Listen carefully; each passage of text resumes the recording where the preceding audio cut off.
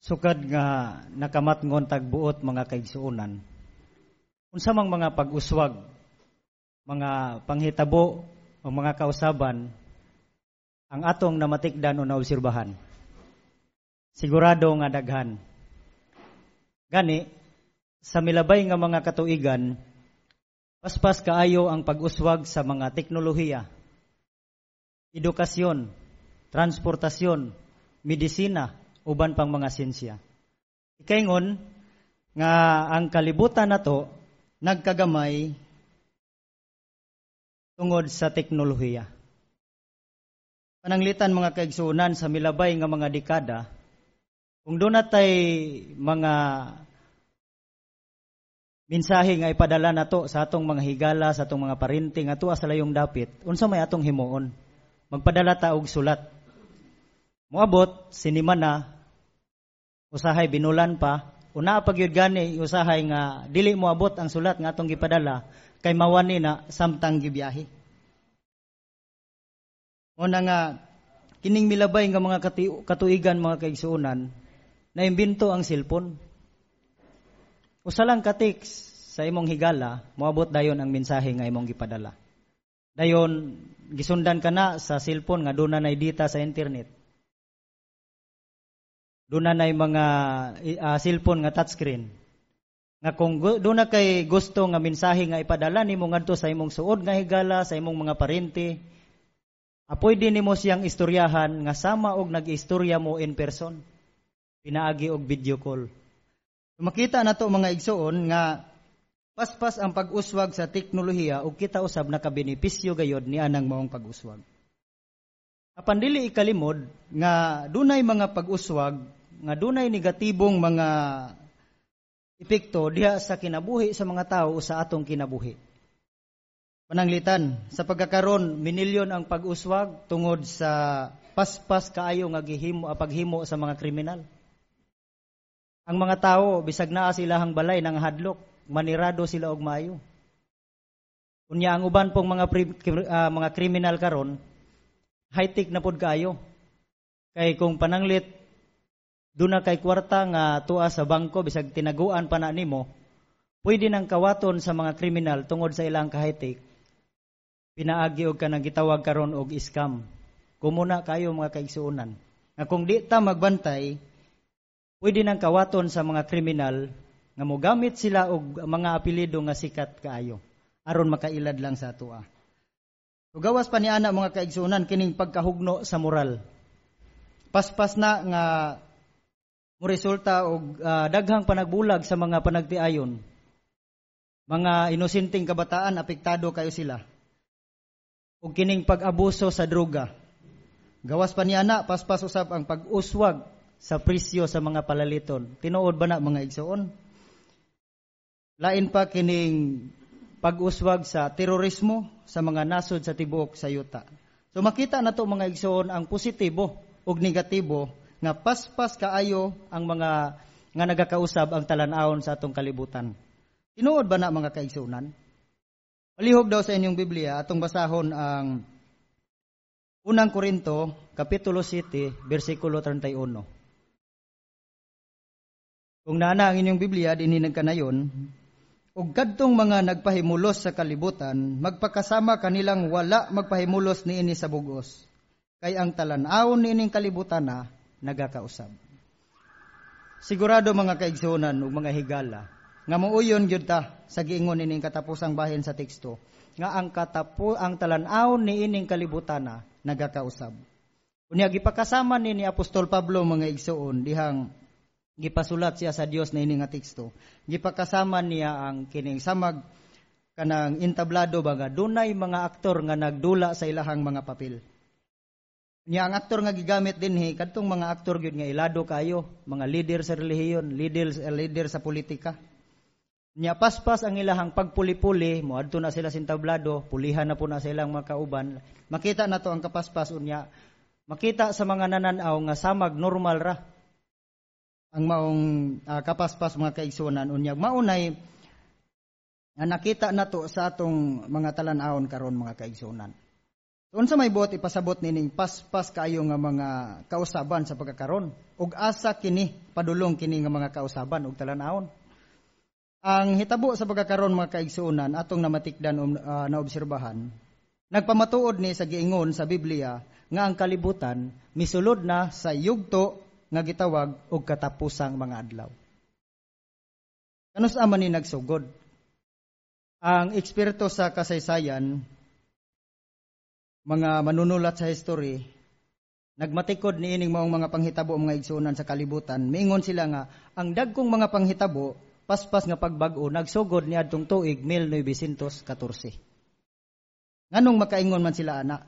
Kay matod pa nila niadtong unang panahon sa wala pa moabot ang tuig 1914, doon na may mga kausaban nga mga panghitabo, pero dili pareho pag-abot sa tuig 1914. Paabante hangtod sa atong panahon karon. Ang usa ka pananglitan niya na mga igsuon nga ilang giingon kadtong pagbuto sa gubat kalibutan uno. Ang matod pa nila sa sukad niadtong tuig sa una pang tuig sa wala pa moabot ang tuig 1914, doon naman po'y gubat ng mga hitabo pero dili tibuok kalibutan ang nalangkit. Doon ay mga gubat sa una, ang pikas nasod makigubat sa pikas rapod nga nasod. Lahi, pagkatuig 1914, nga tibuok kalibutan ang nalangkit sa nahitabo sa gubat kalibutan uno.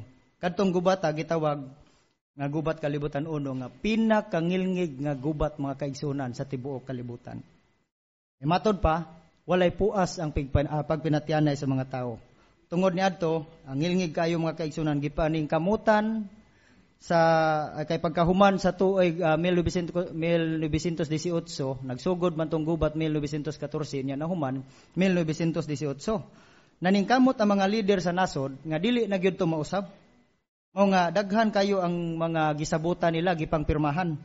Pero ikatingala mga igsuon kay pagkatuig 1918 man to nahuman 20 lang katuig ang milabay. Pagkatuig 1939 mibuto na pod ang ikaduhang gubat nga grabe kangilngig pagyod kumpara sa gubat kalibutan uno. Namatod pa sa mga eksperto, 4 kapilo dublihon ang kangilngig sa gubat kalibutan 2 kumpara sa gubat kalibutan uno. So 20 lang katuig ang milabay mga kaigsuonan nga mibuto ang ikaduhang gubat sa kalibutan. Ingon ana kapaspas ang mga panghitabo. Unya human ni ana sa gubat kalibutan 2, ang mga nasod paspas kayo ang paghimo nilag mga armas, paghimo nila mga nuclear bomb. Nga matod pa sa uban nga kung ilaha kunong buhian ng nuclear nga ilahang mga gipang-imbento, walay bisan unsang kinabuhi nga mabilin dinhi sa yuta. Ingon ana kangilngig mga igsoon ang gihimo sa mga nasod karon nga nagpadayag nga kuyaw na kaayong puy-an ang kalibutan sa atong panahon. Ingon ana ang nahitabo mga kaigsuonan og mga higala. So kinsa may nagmaniobra ani? Nganong mahitabo man na?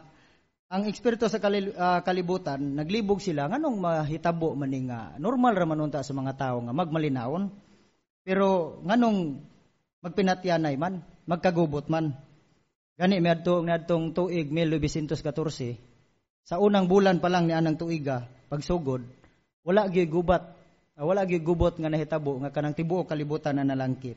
Walay timailan nga magkagubatay ang mga tao. Pero pagkatunga-tunga sa tuig 1914, mibuto ang grabe ka ngilngig nga gubat nga di gyud masabtan og nganong nahitabo to hangtod sa atong panahon karon.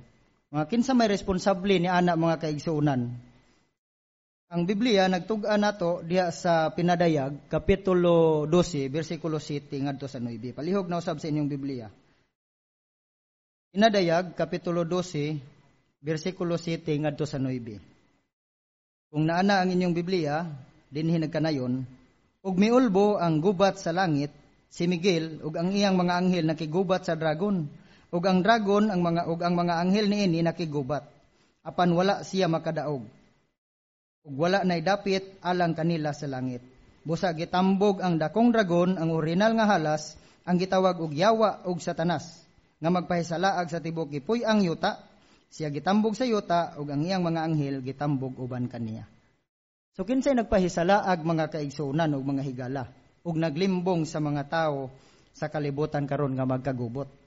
Matod pa dinhi sa teksto si Satanas nga yawa.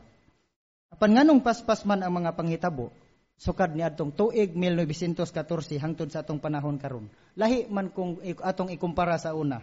Matod pa dinhi sa teksto, tungod kay ang yawa gitambog dinhi sa yuta uban ang iyang mga anghel. Wala nay luna siya dito sa langit.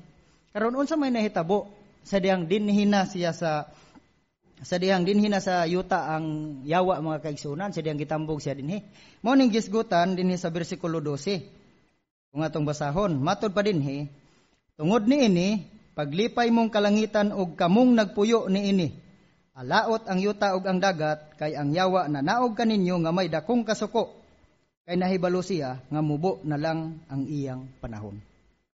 Nganong sunod-sunod mga igsuon ang mga panghitabo, sukad ni atong 1914 hangtod sa atong panahon karon. Kay sa dihang ni anhi ang yawa sa yuta, mao na ni ang iyang gihimo. Puno siya sa kapungot, kasuko, kay gamay na lang kaayo ang nahibilin niya. Nga mao nang ang kasuko niya iyang gipahungaw dinhi sa yuta, gipahungaw niya sa mga tao.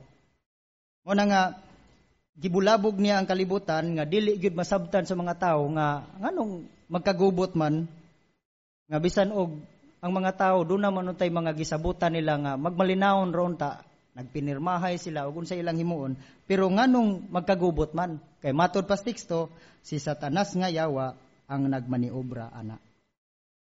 Makita nato mga igsoon nga kini nga mga panghitabo nga atong gisgutan tukma ni siya sa giingon ni Ginoong Hesus nga ilhanan sa iyahang presensya nga mahitabo na gyud ni. Kung nagpasabot na nga naana siya duol na kayo ang katapusan ining sistemaha sa mga butang. Matod pas uban katapusan sa kalibutan. Kung anong nahibalo man ta mga igsoon o mga higala ni ana. Tungod kay sa Mateo kapitulo 24 bersikulo 3, sa dihang dinhi pa si Ginoong Hesus sa yuta, hapit na siyang musaka sa langit niadtong panahon na gipangutana siya sa usa sa iyahang mga tinun-an kung unsay mga ilhanan sa iyahang presensya ug sa katapusan sa sistema sa mga butang. Ang tubag ni Ginoong Hesus mga igsoon mabasa sa sunod-sunod nga bersikulo diha sa Mateo 24. Nya gikutlo pod na ni Lucas diha sa Lucas kapitulo 21 bersikulo 10 ug 11. Nga mahitabo na kadtong gisgutan nato sukad ni atong 1914 nga magkagubot ang kalibutan. Dayon ang mga ilhanan mga igsoon kining gisgutan dinhi sa bersikulo 11. Nga dunay mga linog. Ang eksperto sa kasaysayan nagpamatuod nga sa ulahing mga katuigan daghan kayo ang sunod-sunod nga mga linog. Gani bisan dinhi sa atua nahitabo na atong milabay nga mga tuig mga kaigsuonan kusog nga linog nga mga nahitabo labi na sa mga kaigsuonan nato dinhi banda sa Dilsor nga dapit. Linog ay ilang mga diagyan bisan kita apektado ta. Ug ikasubo gani nga dunay usa sa atong mga igsuon nga namatay tungod sa linog. Una nga lain pang gisgutan dinhi kining kanihit sa pagkaon. Nahitabo pud na mga igsuon. Daghan ang mga nasod karon nga nagsalig na lang sila sa mga rasyon. Hinabang sa mga nasod nga aron lang sila makakaon. Dinhi sa atoa aduna pa mampoy mapalit pero matod pa sa uban, matod pa sa survey nga daghan gihapon ang dili makakaon sa husto. Matag adlaw tungod sa kamahal sa o kalisod sa panginabuhi. Kaya ang uban sa una matod pa nila nga sa una kunong panahon kung magdala ta og kanang basket moadto ta sa palengke magdala tag basket o magdala tag sa kalibo inigawas nato sa palengke hapsay kayo ang atong naong bugat kayo ang atong basket.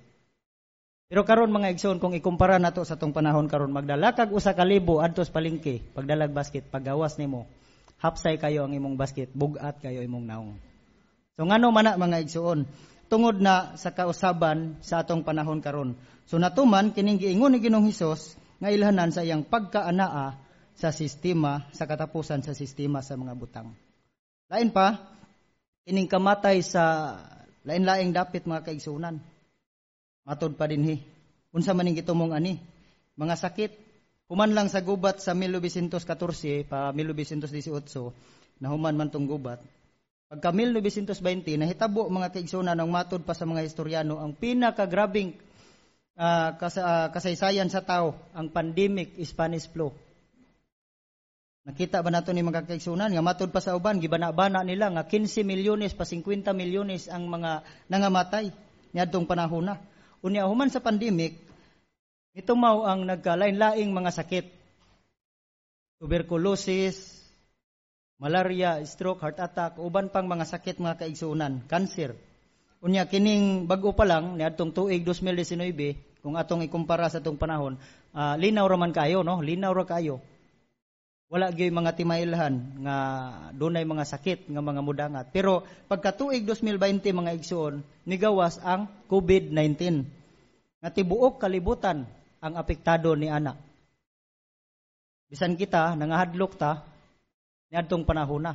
Og gani bisan sa atong panahon karon mga kaigsunan, giluagan na magita mo tungod na wala naman pero mahadlok gihapon ta mobati gihapon ta kakulba kay duna gihapoy moingon nga mibalik na pod ang COVID. So mabala ka gihapon ta mga kaigsunan. Nagpasabot na nga natuman kining giingon ni Ginoong Hesus dinhi sa balaang kasulatan ang Biblia. So unsa pagyud? Kining giingon dinhi sa teksto dugang nga dunay makalilisa nga mga talan-awon ug dagkong ilhanan sa langit. So gawas niya tong ipanghisgutan nato mga igsuon o mga higala nga mga kalisdanan nga gisagubang sa mga tao. Napagyoy ubang mga kalamidad. Makalilisa nga mga talan-awon kusog nga bagyo. Mga bisan asa nga dapit. Gani sa milabay nga mga katuigan kung atong nahinumduman mga igsoon na mga igsoon nato sa Visayas area. Apektado kay sila sa bagyo nga midangat kanila. Daghan ang mga igsoon nato nga apektado. So sa una, doon na may mga kalamidad nga mudangat kung atong i-compare sa atong panahon karon. Pero dili ingon ana kadagko mga kaigsunan, dili ingon ana ka grabe nga mga kumpara sa atong mahitabo karon nga gisagubang sa mga tao. Nga dungan-dungan nga mga nagakahitabo ug kana gitawag sa malangkubong ilhanan sa presensya ni Ginoong Hesus nga duol na ang katapusan sa sistema sa mga butang. Mao ni ang pinakalig-on nga pamatuod mga kaigsunan. Unya kumusta man sa unahan? Apa ba'y mahitabo? Gitagna sa Biblia mga igsuon o mga higala nga si dili madugay dunay dakong ilhanan nga mga dunay dakong mga panghitabo nga atong masaksihan. Unsa man na nga mga panghitabo mga kaigsunan? Mao na ang adlaw ni Jehova. Umatod pa sa uban, mao na ang katapusang mga butang o katapusan niining sistema sa mga butang. Dihang kalit nang moabot daghan ang makurat. Umatod pa sa Mateo 24:37 ngadto sa 39 nga ang walay pagpakabana sa lakaw o sa dagan sa panahon ug padayon ra sa ilahang mga adlaw nga mga kalihukan nagtuo sila nga ang Dios dili makiglabot sa mga panghitabo dinhi sa yuta. Mao na nga kung mahitabo ng adlaw ni Jehova mga kaigsunan kalit nga makuratan ang kadaghanan sa mga tao sa kalibutan. Apan matikdi nga dunay mga senyalis mga igsuon una kana mahitabo. Mga senyalis nga bantayanan kayo nato. Kanang gisgutan diha sa unang Tesalonika kapitulo 5 bersikulo 1 ngadto sa 3. Palihog sa inyong Biblia. Unang Tesalonika kapitulo 5 bersikulo 1 ngadto sa 3. Matod pa dinhi, mga igsuon kun bahin sa mga panahon ug mga yugto sa panahon dili namo kinahanglang sulatan pa. Kay nahibalo mo pag-ayo nga ang adlaw ni Jehova moabot nga samag kawatan sa kagabion. Dihang sila moingon kalinaw ug kasiguruhan ang kalit nga kalaglagan mo dangat kanila sama sa kasakit nga bation sa babaeng mga nakay ug dili nagyud sila makaikyas. So mao ni mga igsuon unsay ideklarar sa nasod una pa ang adlaw ni Jehova nga bantayanan kayo. Kining gisgutan dinhi sa bersikulo 3 nga ang mga tao sa nasod mo deklarar og kalinaw ug kasiguruhan. Peace and security. O bantayanan ni mga igsuon kay human sa kalit human ni ana kalit nga kalaglagan mo dangat. Unya sa pagkakaron wala pa man ta ibalo kung unsa-unsang paagi mahitabo ni kanang mga deklarasyon. Kay mga nasod karon mga superpower nga nasod. Bisan og nagkabangi sila doon na sila mga diferensya sa ilahang mga nasod, mga sagusan nila. Pero naningkamot sila nga magkasabutay, naningkamot sila nga kanang magkauyunay. Mo nang daghan ang mga tratado, mga gisabutan nila nga gipangpirmahan nga malikayan nila ang mga komprontasyon. Kay kung magkabangi sila, magkagubot sila, delikado man kayo kay kompleto man ang ilahang mga armas. Wala ta mahibalo mga igsoon og unsay mga panghitabo, tingalig dunay mga kalampusan sa ilahang mga diplomasya o tingalig matuman ni anang paagiha kining giingon nga modeklarar ang mga nasod og kalinaw ug kasiguruhan. Pero nganong makasiguro man ta nga buabot gyud ni ang giingon nga modeklarar modeklarar og kalinaw ug kasiguruhan unya moabot ang kalaglagan. Ang rason niini mga igsoon kining gigamit dinhi sa bersikulo 3 nga ilustrasyon. Nga gigamit dinhi nga sama kasakit nga bation sa babaeng mga nakay. Unsa may pasabot ani? Kini manggong babaeng mga nakay mga igsoon. Mo karkulo na sila og kining pitsa. Kung kanusa sila mga anak ug moadto na sila sa doktor. Unya ingnon sila sa doktor nga Mrs. tingali karong mga tunga-tunga aning bulana o pitsa 15. Manganak na ka. So nagtuo pod ang babae nga manganak na gid siya. Karon pag abot sa pitsa 15 mga ang gitagda nila nga adlaw o pitsa, dili man siya manganak. Makaingon ba siya mga kaigsuonan nga kay wala siya nanganak anang pitsa ha? Dili na gyud siya manganak. Dili. Manganak gyud na siya. Mo nang gipakasama ni ana mga igsoon ang katapusang mga adlaw. Ang mga tao sa una nagkalkulo sila og tuig kung ganos ang matapos ang kalibutan. Sa wala pa ang tuig 2000, ang mga tao nangandam kay pagkabot kuno sa tuig 2000 matapos na ang kalibutan. Mo nang nangandam sila ang uban naghimog underground ug unsa ilang gipangandam pag-ayo kay pag-abot sa tuig 2000 tapuson na gyud kuno ang kalibutan. Pero pag-abot sa tuig 2000 milabay na lang. Wala man gyud mahitabo ang pagtapos. Tuig 2012 naguna-una na pud sila nga tapuson ang kalibutan. Mao na gid ni, mangandam na gid ta pag-ayo. Pagka tuig 2012 wa man gyud mahitabo. Nagpasabot ba na mga igsuon kay wala matapos ang kalibutan sa gitakda nila nga panahon, dili na gyud matapos ang kalibutan? Dili ingon ani mga kaigsuonan. Ingon dinhi sa teksto nga sama sa babaeng mga nakay. Ang babaeng mga nakay bisan pag dili na matunong sa pitsa nga gisulti sa doktor o iyang gibana-bana nga manganak siya diha. Kung mulapas na gani ana, dili gid na siya mahimo nga dili siya manganak. Manganak gyud na siya. Ug gani nagkaduol na gyud hinuon ang panahon nga mas manganak na gyud siya. Mo na nga ingon ana usab mga kaigsunan ang mahitabo sa katapusan ug sigurado nga moabot ka ng katapusan nga gitagna dinhi sa balaang kasulatan ang pulong ang Biblia. Ug giingon dinhi sa teksto nga matod pa sa teksto, dili gyud sila makaikyas. Dayon unsa may mahitabo mga igsuon human ni ana. Gitagna dinhi sa pinadayag 17 nga ang politikal nga mga gobyerno sa kalibutan mulihok. Atakihon ang bakak nga mga relihiyon. Sa pinadayag 17 gihulagway ang politikal nga mga gobyerno nga samag mapintas nga mananap. Unya ang bakak nga relihiyon gihulagway samag babaeng bigaon. Ang babaeng bigaon mga igsuon ug bakak nga mga relihiyon giatake sa politikal nga mga magmamando. Mga gobyerno sa kalibutan ang tuyo nga wag tangon kini ug papaon kining bakak nga relihiyon sa kalibutan. Muna kung mahitabo na mga kaigsuonan o mga higala magsugod na ang katuman ang gitagna ni Ginoong Hesus dinhi sa Mateo 24 ngadto bersikulo 21 nga kining gitagna nga atakihon sa politikal nga mga gobyerno sa kalibutan ang bakak nga relihiyon. Magsugod na ang dakong kasakitan nga gitagna ni Ginoong Hesus niining tekstuha. Unya human ni ana nga maong kasakitan mga kaigsuonan. Unsa may sunod nga mahitabo? Matuma na ang gitagna diha sa Daniel 2:44. Nga sa dihang magsugod na ang dakong kasakitan, ang bakak nga relihiyon papaon, atakihon sa politikal nga mga gobyerno sa kalibutan. Dayon matuman kining tagnaa sa Daniel 2:44 nga ang gingharian sa Dios mo papausab sa politikal nga mga gobyerno dinhi sa yuta. So ang tanang politikal nga mga gamhanan nga naglungtad karon, wag tango na mga kaigsuonan. Munang mohimo na ang gingharian sa Dios nga nagtukod ang gingharian na sa Dios nga gitukod dito sa langit paunay mo pa kanaog ug mopapa sa politikal sa mga gobyerno sa yuta. So unsa may mahitabo ni ana mga kaigsuonan? Ang sunod nga mga hitabo usa na lang ang gobyerno nga maglungtad dinhi sa tibok na usayuta. Ang gingharian sa Dios na lang. Duol na kayo mga igsuon o mga higala nga mahitabo kanang maong tagna.